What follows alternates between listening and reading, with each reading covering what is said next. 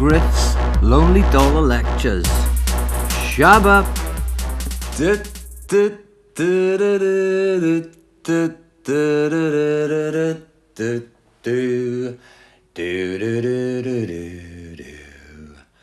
Way hey, well, if you recognise that, you must be as old as me. Excellent. Second coming of Griff. Brilliant. If you're listening to this, you may have heard the first one and you listen to it again. So I presume you're either in my family, you're an obsessed fan, or just a member of the council fraud prevention team. So all welcome, anyway, equally welcome, whichever one of those three illustrious brackets you fit into. Yeah, welcome back. What's been happening? Of course, it's all been happening. I've had my induction course for that job I was telling you about. That was an interesting experience. Beauty of induction courses in the sort of jobs that people like me get is it is the highlight of the job. Gets immediately worse after that. But I learned a lot of things. You know, an induction course for a worldwide company, an American one at that. As you can imagine, it's thorough, to say the least. What did I learn? I learned, apparently, because obviously there's a lot of lifting and carrying and things like that in this job, and they've got to, legally cover their ass. Legally cover their ass for repetitive strain injuries. I'd imagine. So they cover all that, in the induction course, and I've learnt now that if you put your feet together, right, and lean forward, eventually you'll fall over. So by spreading your feet, you create a wider base, and you can sort of move around without falling over. So that's going to be handy, not just in the working environment. That's going to be handy in all sorts of situations. So I'll be using that. That was good. What else? There's a hint of terrorism paranoia up there, just between you and me. Hopefully by the time they hear this, I'll be gone from there, so I won't be pulled in the office and say, Richard, can you stop discussing our terrorism paranoia on your podcast? But, one of the things they said, they got a policy there. I can't remember what it was called. But, if you see somebody doing something wrong, whether you've been there 1 day or 1 year, you go up and tap them on the shoulder and politely tell them. So, yeah, that's going to go down well this afternoon or this evening when I do my first shift. Excuse me, you're not spreading your legs wide enough to lift that box, and it's over 15 kilos, which technically you shouldn't be lifting. It's a 2-man job, that. Oh, is it? Oh, sorry, right, yeah, thanks, Griff, for pointing that out. I'll remedy that immediately. So they got this policy, and one of the things they said to us, be vigilant. To paraphrase the guy, he said something like, in lieu of recent events, for example, in Paris, we want everybody to be vigilant. Now, as you can imagine, I'm working in a warehouse that they proudly declare is the size of 11 football pitches. There's going to be a few suspicious packages up there, let's be honest, I've seen about 9 million when they took us on the tour of the place. There's a list of things you can't take in there, You can't, well, the list is, and it's not exhaustive, as they proudly declared, but it may as well be, because you can't take anything, really. The only thing you are allowed to take onto the factory floor, or the warehouse floor, sorry, I don't want to demean the place, is a bottle of water, and a clear bottle. So, vodka it is, for a lot of people, one would imagine, working 12-hour shifts. But yeah, they said, be vigilant, and, the induction course I was on, it was about 60 or 70 of us, and a lot of what, Chickenhead would describe as ethnics, quite a few didn't speak a lot of English. Now, personally, good luck to them. I don't imagine it's going to be much of a problem on the job. But for somebody with, paranoia around the terrorism threat, for want of a better word, in this country at the moment, it's just asking for trouble, because I've already thought to myself, this place would be ripe for a terrorist attack. It's American-based. It's, a worldwide known company. And, once 5 or 6 lads, heavily armed, storm the building, take out the 2 or 3 security guards on the gate, they're then, got a warehouse the size of 11 football pitches with thousands of people, the majority of which have only recently started working there, so they don't know what the fuck's going on, or where's where, what's what. And, for them to go around picking people off willy-nilly, they could have a fucking field day. So, yeah, for somebody with an active imagination like myself, I'm going to be there for 12 hours tonight. And I'd imagine I'm going to come across hundreds of potential terrorists. So, one day people will listen back to this potentially and say, can you remember when he predicted that? The Swansea Amazon fulfillment centre terrorist attack of Christmas 2015. It'd be an absolute bloodbath in that, because I personally wouldn't know where to go. They were showing us around yesterday, and it was like the guy was explaining, so if this happens, go there and go here and go there, and it's like, sorry mate, I've just been following you around for the last half an hour. I have no idea where the fuck I am now. Didn't even realise we were still in Britain Ferry. The place is absolutely huge, and apparently there's 12 homeless guys living in there who tell the day shift they're working overtime from nights, and tell the night shift managers the reverse. And they haven't left there for 6 to 9 months, some of those lads. And they just wander around and find somewhere to sleep. So I'm going there, later today. 6:30 start until 6 in the morning. And I found that I'm on pick-in, which it's a bit like packing, but it's spelt slightly differently, and it's a completely different job. Pick-in, apparently, means I'll have a trolley, which thankfully they showed me how to push yesterday. Always push your trolley, don't pull it. Great advice. So I'll have a trolley, which I'll be pushing round these sort of hundreds of aisles they have, and picking orders, which I'll then take to the packing department. They'll pack them, and then it'll be sent off to shipping. So, if any of you are on the internet today, ordering Christmas stock from Amazon, I was going to say there's every likelihood I'll be picking it. There's not. There's probably about a 1 in 3,000 chance if you order from our particular unit. But it's going to be the equivalent, right, of going shopping in a Tesco's the size of Neath. When your mum's giving you a list of about 30,000 items. So, I'm really looking forward to that, and I'm not even being sarcastic. There's certain experiences, right, that organised people, people with sort of proper lives, for want of a better phrase. I say that too often, don't I? But people with proper lives, they don't get to experience this sort of stuff, do you know what I mean?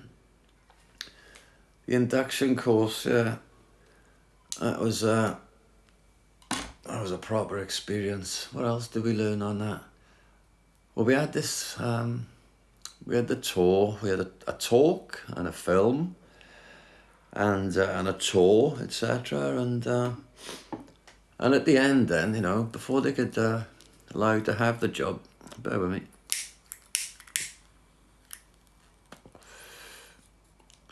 Before they give you the okay to start, etc., you got to answer a quiz or a questionnaire, after your tour, to see if you've, see what you've learnt that they've taught you on the induction course. And We need 14 out of 17 to pass this. And I think there was only 3 out of about 60 who didn't pass. But in fairness, they probably don't actually read any English, you know what I mean? They can probably speak a bit of English and have to get by. And have to get through the agency, fucking, the agency requirements anyway. You know, you can't speak English, all right, that's fair enough, but if Amazon do take you on, they'll pay us 500 quid, so we'll send you up there on the off chance.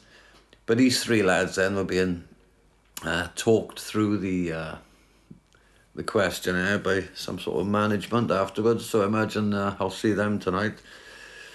You know, to give everybody a chance, if nothing else.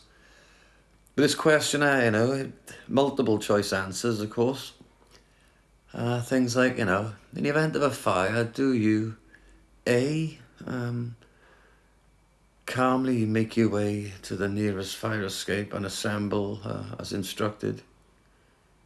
B, wander the unit looking for your mates?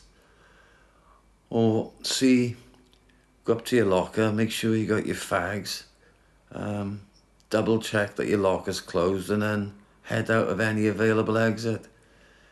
And there was a series of questions like that, do you know what I mean? But, you know, they got their procedures to go through. Unfucking-lievable. You know, where's this potential, man? I've been told all my life, oh, you got so much potential. I was told that when I was 11.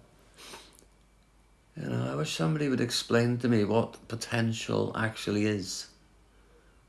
You know, because to me it's just like that philosopher said, you know, hope is a beggar.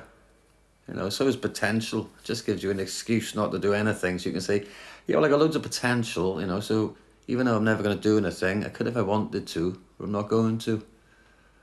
So yeah, potential. It's like a potential terrorist, isn't it? You know, we're all potential terrorists. You know, I don't want to go too much into the terrorism aspect of life at the moment, because that's exactly, you know, what they want. You know, Donald Trump is trying to ban Muslims, which is controversial, I know, but if he included sort of Christians, Jehovah's, Jews, and all the other fucking fantasy islanders in that, then I'd be behind him 100%, you know. Just ban all religious people from going anywhere. They'd soon learn. You know, I'm not a disbeliever in God, don't get me wrong. You know, I wouldn't have this job if it weren't for God. He's guided me to this job, but organised religion, you know, organised religion, it's not very fucking organised from what I can gather that's going on in the world, do you know what I mean? Whoever's organising it needs to take a good look at themselves. I don't know what was the induction course, right? To get a job as a organiser of religion, you know, obviously one very thorough. Maybe they could have learnt something from the Zon. Because whoever's organising these religions is, I may as well do it, you know, good potential. Potentially, I could be a very good organiser of religions. I think they want to take a look at themselves and maybe have a, you know, a reorganisation, you know. But, yeah, working nights, that's a weird one. I'm looking forward to sleep deprivation, because that's the nearest I can, you know, get to doing acid at the moment. That's going to be good. You know, apparently sleep deprivation is it's not a good thing. Last night, I was thinking, it was a perfect opportunity last night. You know, the first night before you work nights, it's the perfect opportunity to stay up all night and sleep all day, which is, you know, I'd love that sort of lifestyle, potentially. I'd like to, you know, have some sort of way of earning money all night by, you know, doing little, talking, you know, thinking, not doing a lot, but earning money all night. Stay up all night, take my daughter to school, sleep all day, and then pick my daughter up from school. That would be, you know, a perfect lifestyle for me, you know. But, yeah, I had the perfect opportunity last night, you know, to stay up all night and sleep all day, and I fucking blown it, so I ended up going to sleep at a sort of relatively normal time, getting up at a normal time, so by about 4 o'clock now in the morning tonight, I'm probably going to be ready for a kip, you know. But Mum's shopping list, a shopping order will still need completing. I hate these big companies. I really fucking do. You know, there's a warehouse, right? The size of 11 football pitches, as I said earlier. It's currently 4,000 staff there, apparently. Word's out that Griff from the call centre's in. I've heard a few whispers. My brother's partner, it's a girl it is, I made him sound gay. It always sounds gay when you say partner, and I don't want to say Mrs. and sound like a 70s fucking sexist, but my brother's bird works up there in HR, I think. And apparently somebody from IT had come on to her and said, "Oh, you won't believe who's working here. How's that?" "Oh, Griff from the call centre." She's like, "Yeah, I know, it's my boyfriend's brother." And there was one, I don't like to use the word retard, but retarded, yeah. It was this retarded chap who, when I was having a tour, he sort of looked at me, you know, and I said, "Yeah, it's you. It's you." And he was laughing. I thought, yeah, it is. Everybody is you. When you point to anybody and say, "It's you," it's them. You know, that's a fact. You know, you don't have to be a BAFTA-winning reality star to be you. I say BAFTA, it was a WAFTA, it was a Welsh BAFTA. You know, and I don't want to take all the credit for it, you know. I was only one small part of that programme, you know, albeit the engine. But, yeah, it won a WAFTA. Doesn't sound great, that, does it? The Welsh BAFTAs, the WAFTAs. Something about that which doesn't sit right with me. But I imagine I'll have that tonight now a few times, you know. It must be hard for people to believe, you know, what? So you had a meaningless job in a call centre and got sacked, and now you've turned up in a meaningless job in a warehouse. How could that have happened?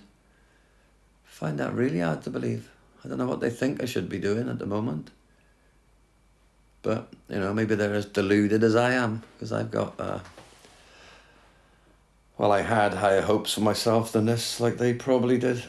So, yeah, looks like I've let my fans down as well as myself. But we'll survive. We'll get by. We'll get by. You know, apparently there's a rule in podcasts that you can't have sort of 10-second pauses where nothing's happening. You know, I'll be looking to undo that rule, break the rules. See, that's what I do. I like to make rules and break rules. Crazy. Because, you know, sometimes you're doing a podcast and you just talk for the sake of it. You do genuinely talk for the sake of it.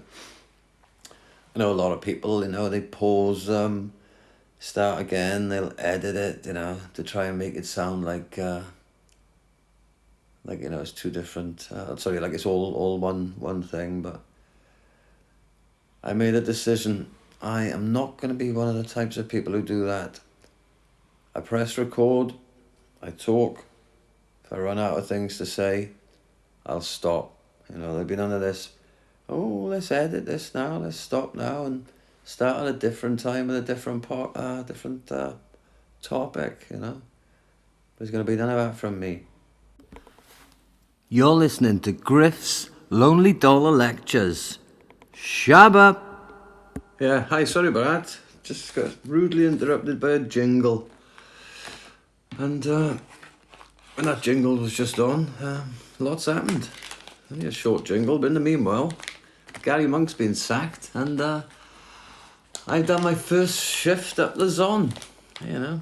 Apologies for the background noise, but I'm rolling a fag, I am. And this audio equipment, fair dues, it picks up on absolutely everything. Apart from the hidden intelligence of what I'm saying. I've listened back to episode 1 and it didn't really pick up on that. I don't know, I may have to adjust the settings. May just be a technical issue. But yeah, Monk's been sacked. Very disappointed about that, to be honest with you. I don't want to harp on too much, as I say, because I don't want to ostracise my non-football fans. But it's a sad day, you know. As Hugh Joss Jenkins bowed to public pressure.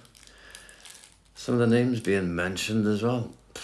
Avram Grant. I once said, if you dip Harry Redknapp in a vat of boiling oil, then Avram Grant will come out. Nothing has happened to change my view on that. Yeah, I did my first shift up the zone.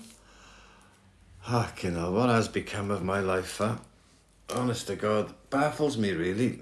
You know, I had all that potential I mentioned before, and I end up in some ludicrous situations. I really do. What do you want to be when you grow up, Griff? Lonely, depressed, and in a menial, meaningless job, please. I don't remember saying that, but if I did, there's my 3 wishes used up right there. But it's life, innit? You know, life is struggle, as one of the religions say. Whenever I'm depressed, people remind me of that. Well, life is struggle. Is it? Oh, that's all right then. That's cheered me up no end. But it's true though, isn't it? I don't know. I remember being a kid and people always used to talk about things being better in their day, or things were better then. And not for me personally, but things don't seem to be getting better. Things do seem to be getting worse in lots of ways. You know, in a way that the government is squeezing the people. Big businesses are squeezing the people. You know, we're not moving in the right direction. I thought the other day when I was in the zone, I looked down onto the warehouse floor, or part of it, from the elevated walkway, and I could just see hundreds of people just packing things. I just thought, this could be, rather than one big warehouse, so the American shareholders, well, the shareholders from everywhere, I imagine most of them are Chinese, but the shareholders of the zone, you know, are making all this money from this operation, and this could be 5,000 small shops, privately owned. Cottage industries, you know, as it probably used to be.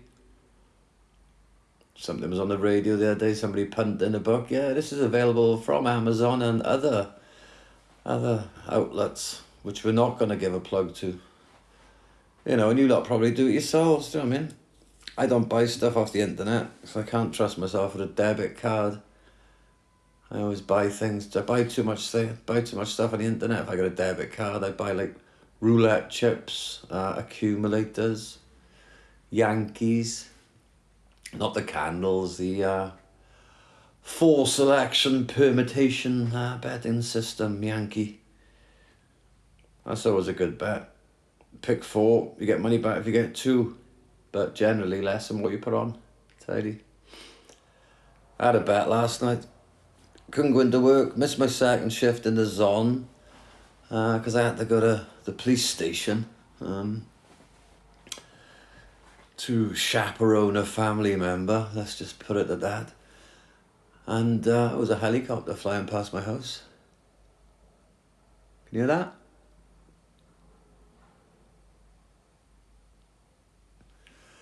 Yeah, I had to chaperone a family member to the police station. It's funny actually, a few of the policemen obviously recognised me, and they were polite to me. But I was polite to them, so it wasn't that funny.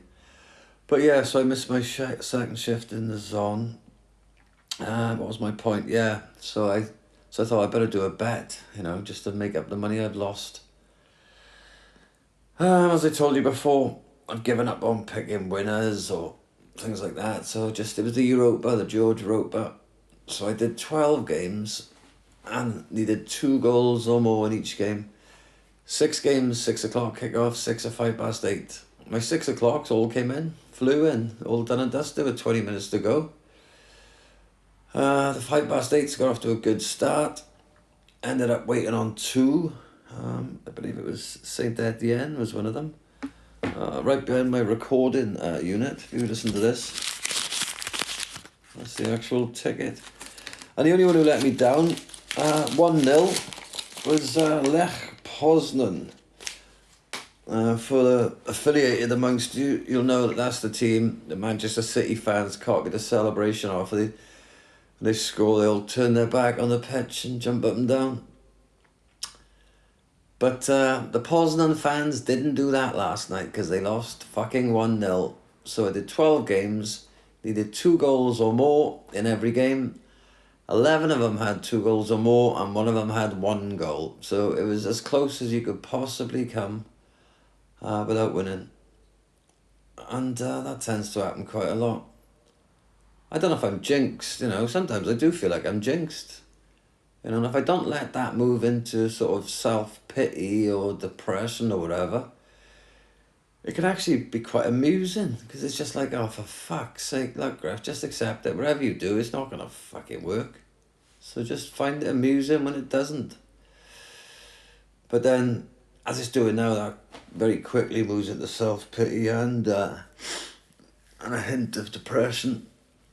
It wouldn't take long to work in the zone for me to be depressed, actually. I was walking around there the other day, my first shift, and spent half the night, getting sort of taught this and that, and this goes there, that goes there, you do this, and blah, blah, blah. And for the last few hours, they sent us off with I would say our trolleys, but they're called totes for some reason. So I was off with my tote and my gun, my handheld computer system, which tells you what you gotta collect next from your mum's shopping list. By this time it was about 3 o'clock in the morning.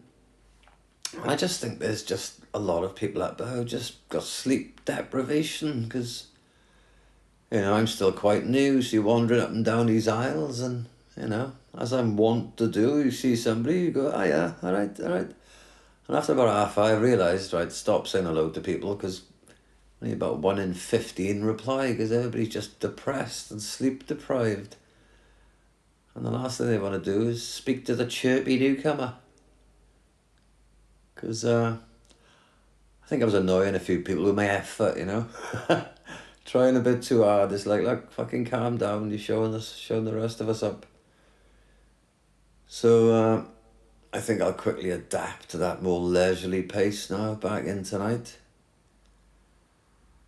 I'll soon get the hang of it, that it's a thankless task. You can go as fast as you fucking want. You're still going to be a million parcels behind. So a few people told me, I said, yeah, I'm working up for Amazon for Christmas nights. Oh, my parcel's a week late from there. So is mine. But I thought, oh, tidy. Probably less chance of me getting sacked for missing last night's shift if they're a million behind. But yeah, going to bed tonight. God. I'm reluctant to do these podcasts. My life is so fucking boring. I can't retain any information about anything outside of my own life. And it limits what we can discuss here, really, doesn't it, Oh, I went to see Coco's Christmas concert this morning. She was dressed as a Red Robin and they sung some songs. Beautiful moment for me, but it ain't going to hold your attention for long, is it? Let's be honest.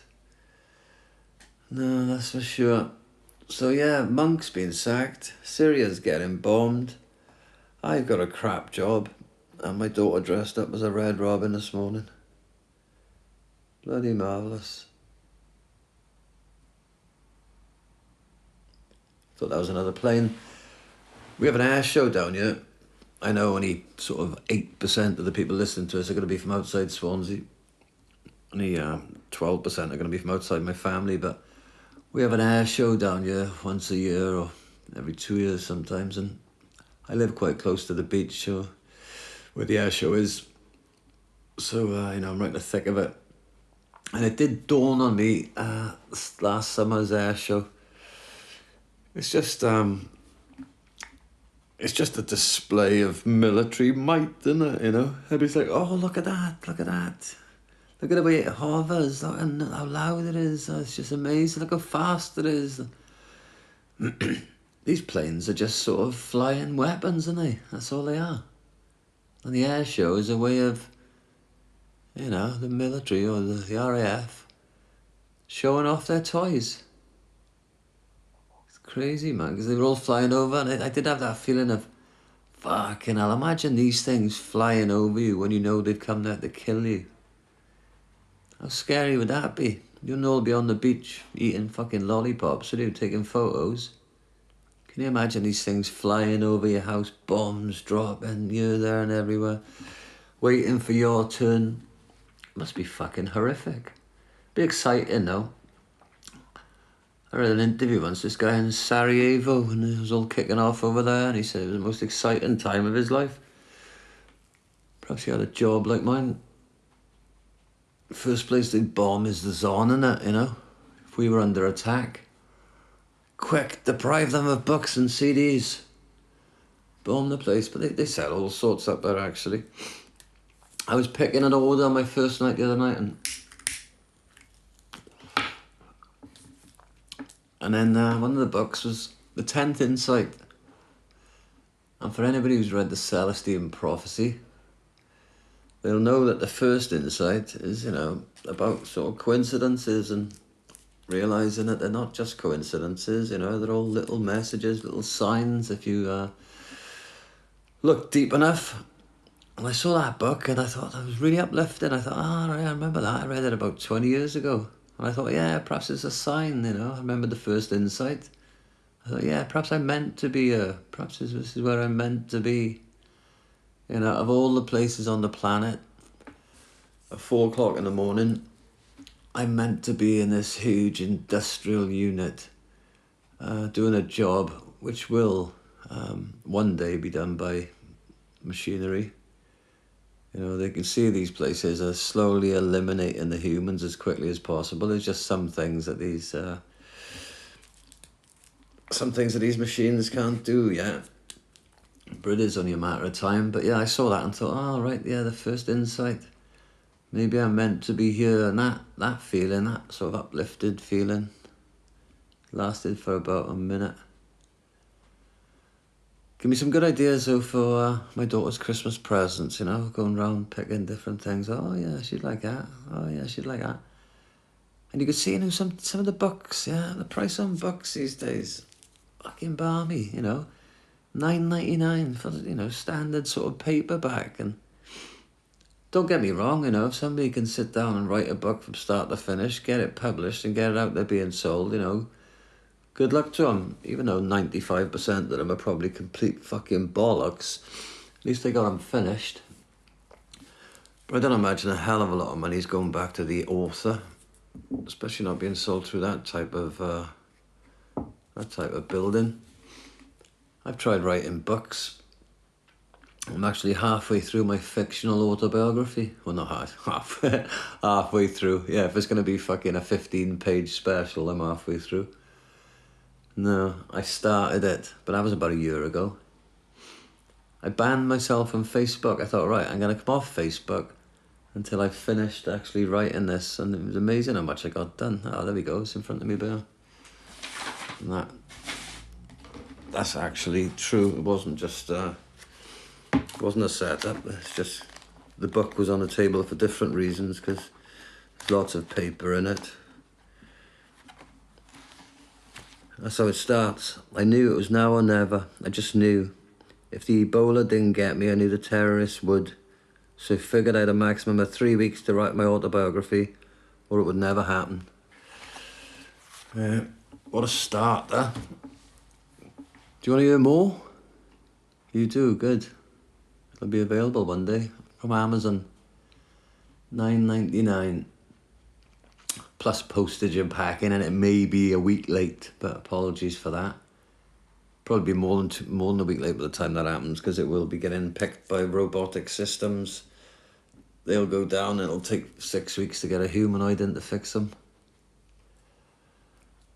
Yeah, God. See, most of the things that go on in my life I can't discuss publicly. For one reason or another. To protect the innocent, usually.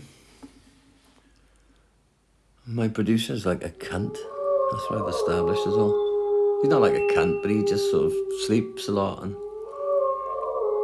And when I'm available to go and see him, I gotta take this unit up to him now so we can tidy up the sound quality a bit. It's all a bit hit and miss, you know. So I don't even know if this will ever be heard by anybody. But still, at least I'm talking to somebody, you know, because otherwise I'd be sitting here on my own again. Not very good in relationships. I'm not very good at being single. I really don't know what the alternatives are after that. Still, who don't want to spend long listening to this sort of fucking chat, eh? You're listening to Griff's Lonely Dollar Lectures. Shabba! Yeah, Shabba. Christ, the bloody jingle keeps interrupting, man. But for the sake of, knowing where we are, we call this part 3. Now, these are going to be going on to YouTube, I think. I'm in talks with a few different outlets for where this is going to actually get to you. YouTube have come up with the best offer so far, so that's where it's looking. If it is the case, they are on YouTube, and when they get to you, feel free to use the comment section underneath, obviously to tell me how much you thoroughly enjoyed it mainly, but also I'm going to be running an Agony Uncle section on these lectures.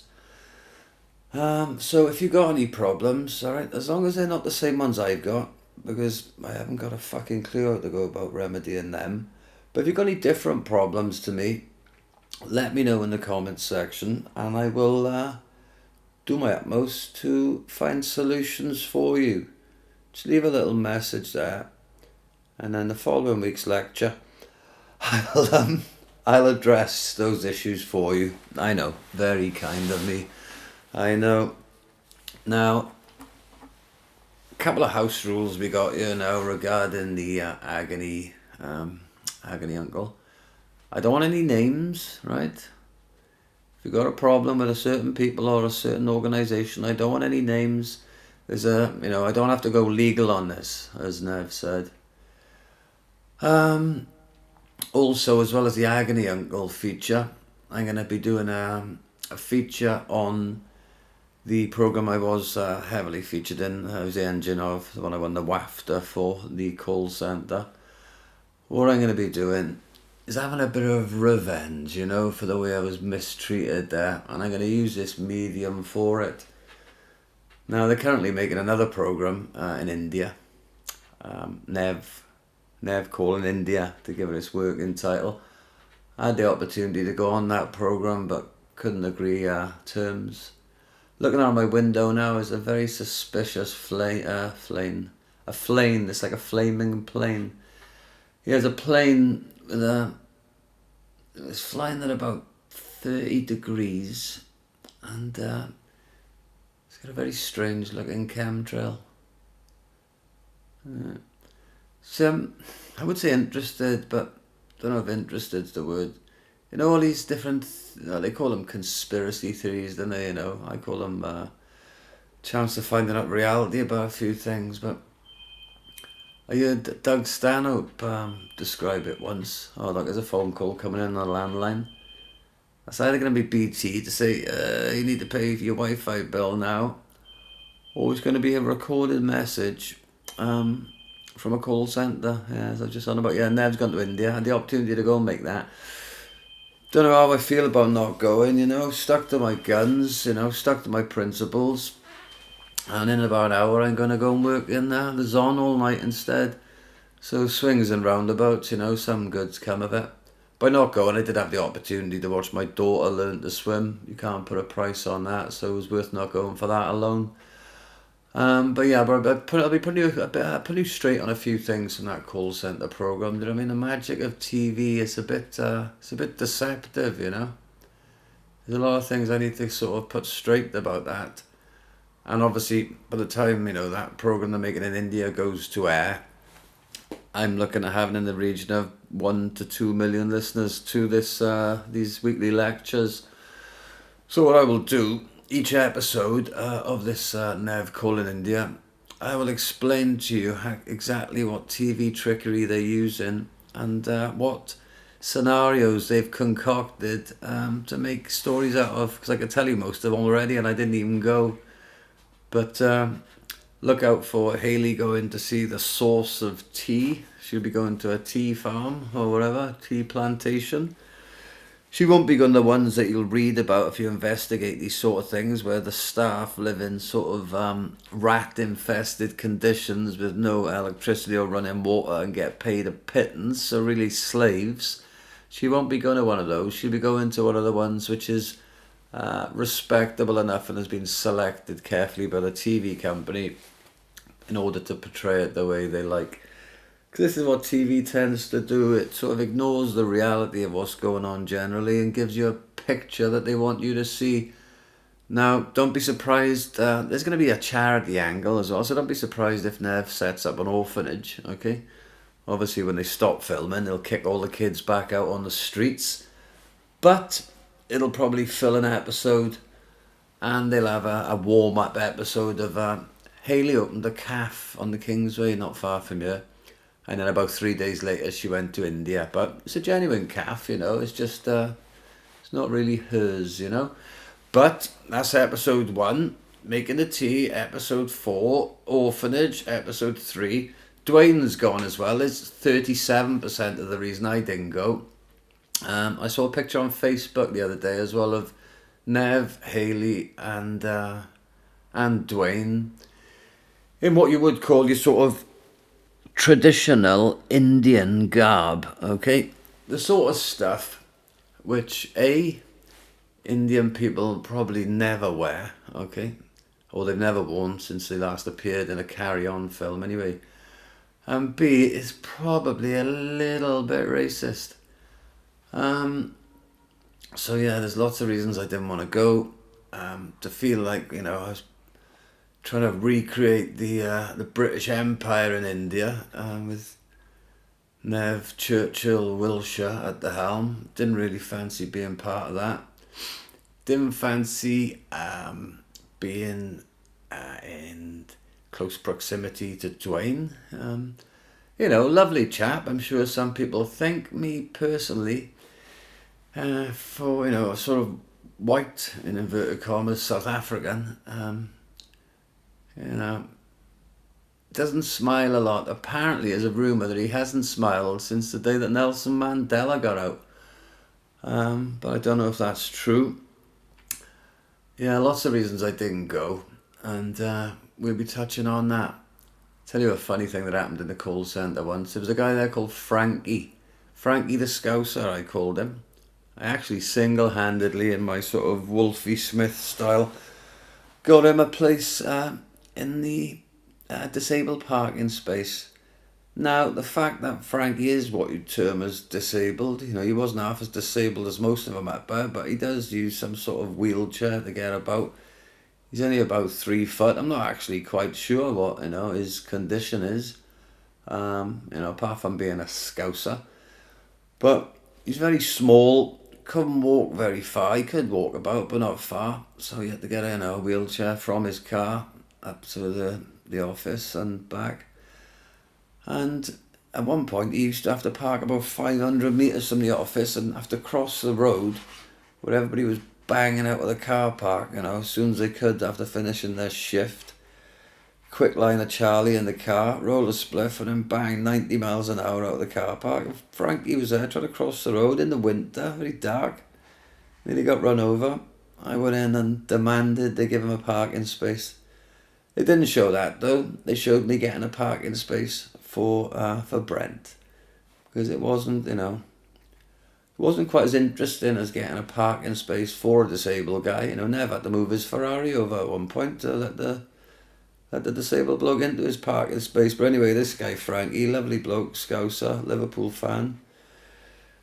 One of the things they used to do in a call centre environment is, like, you know, if people weren't selling for a while, obviously it would be the staff's fault. It wouldn't be the fact that they're ringing the same people for the 10th time that week. It'd be the staff's fault. So one of the team leaders' motivational techniques would be, right, everybody on their feet now until you get a deal. So you'd have to stand up until you got a deal. Now, I was on Frankie's team at this point. He used to sit next to me, or I used to sit next to him, whichever way you want to look at it. But we used to sit next to each other. When everybody was standing up, Frankie was there, looking a bit left out. Me and Chickenhead lifted his lifted his wheelchair onto the desk. We thought, right, well, he can go on. If we've all got to stand up, he can go on the desk until he gets a deal. But apparently there was a health and safety issue there. I pointed out he had his brakes on, so it wasn't a health and safety issue. But we had to put him down, back on the floor in his chair. So I sat down in protest. And I think I got a deal before any of the people standing up didn't want to scupper their theory, and I wasn't trying extra hard to get a deal just to make them look stupid. But yeah, where was I? Yeah, conspiracy theories. I heard who said it best? Doug Stanhope. Yeah, he said, I think people are fucking stupid if they don't know anything about a topic I only found out about yesterday. And that's me all over, that is. I'll hear something on YouTube and then I'll get engrossed in it. My addictive tendencies will take over. I'll spend 3 days watching every available video I can. The fact that I'm impressionable doesn't help, because I'm believing everybody's different opinions on any subject under the sun. So my opinion will change as the angle of the video will change. I'll be like, oh no, right, that's probably the truth. Oh no, that's the truth. And then I'll go spouting it off to other people. Oh, you wouldn't believe this, and blah, blah, blah, blah. Yeah, it's bad, isn't it? And they'll be like, oh, I don't know, I've never heard of that. And I'll think, fucking you thick cunt. Don't you even care? Don't you even care about the Venezuelan flipping Red Bull trade? And, I'll be baffled that people have never heard of these things that are going on. And then 2 days later, I'll forget all about it and move on to the next topic. So yeah, chemtrails. 9/11 is the big one for me, though. It's quite obvious to me what happened there now. And it's nothing like the original story you told, and it's nothing like the sort of truther's story that you told about the controlled demolition and all that, But my inability, as I mentioned once, I think, my inability to retain information about anything outside of my life doesn't do me any favours in these environments. But, we're talking about some sort of direct energy weaponry here. And, it's the same sort of technology we're talking about when it comes to free energy. And a lot of it explains a lot of the things going on with some of the crop circles. Not so much the ones that have been squashed down with a rake and a scythe. But some of the crop circles, I think you'll find some of the direct energy technology has been used there. Whether it's by us or, beings from another planet. I don't know. I haven't found any videos about that yet. I don't personally think that. I do think there's something out there somewhere if you keep looking, but I don't think they have any interest in contacting us at this point. I think that's just something the government have got up their sleeves, ready for when the terrorist threat is no longer, working. They'll tell us there's going to be an alien invasion any day now, and then we'll all be on some sort of fucking curfew. I wish I was on a curfew today, because I got to go up the Zon now in about half an hour. For 12 hours. I hate working night. I don't know why I didn't try and get on the day shift. I thought nights would make more sense. I don't know what I was fucking thinking. It's the problem with me, see. I sometimes think something's a good idea. And I'm incapable of actually thinking about things. Like people, I'm sure people must go through some sort of process, when you think about something, when you've got a sort of choice, or you want to, get something done or whatever, bear with me. I'm sure there's some sort of thought process that people go through. And I don't. I just seem to think, right, what are the options? Right, what's the best one? Oh, that one. All right, bang. Decision made. I don't even think about what these things entail. And then I'm in the situation, and then I sort of think about what they entail when I've gone past the point of having a choice. I think my big worry was waking up at 6 o'clock in the morning and thinking, right, I got to get out of bed now, jump in the bath, get dressed, have something to eat, get on the bus, get up the Zon by like 7, half 7. And I thought that I won't do it. I'll just roll over and go back to fucking sleep, you know. I could be having the most amazing dream of my life. I'm dreaming very vividly at the moment, probably because of the fact of the weaning off of the drink and the drugs. So I'm dreaming very vividly, and, you know, I could be having a dream where, I don't know, it's probably like, you know, like some of your lives, you know. Just dream that everything's great and everything's fine, and, you know, I sometimes have those sort of dreams. So to wake up from that type of dream, to think, oh no, right, shit, that's not real. What is real is I'm going up the Zon. It would have been just too easy just to fucking roll over and go back to sleep. And I would have probably not gone in ever. So now, you know, the alternative now is I just seem to spend about 5 hours before I go, you know, going through that sort of 5-second thought process I would normally in the morning and roll over and go back to sleep. The fact is, I'm wide awake now. I don't know. I've worked night shifts before. They're fucking depressing, man. They're depressing. You know, and you get time to yourself in the day then when everybody's busy. You know, my daughter's in school and... Oh, God. Well, thankfully yesterday I had most of my free time anyway taken up by chaperoning a family member at the police station, as I touched on earlier. So, mustn't complain. Nobody's listening anyway. Shabba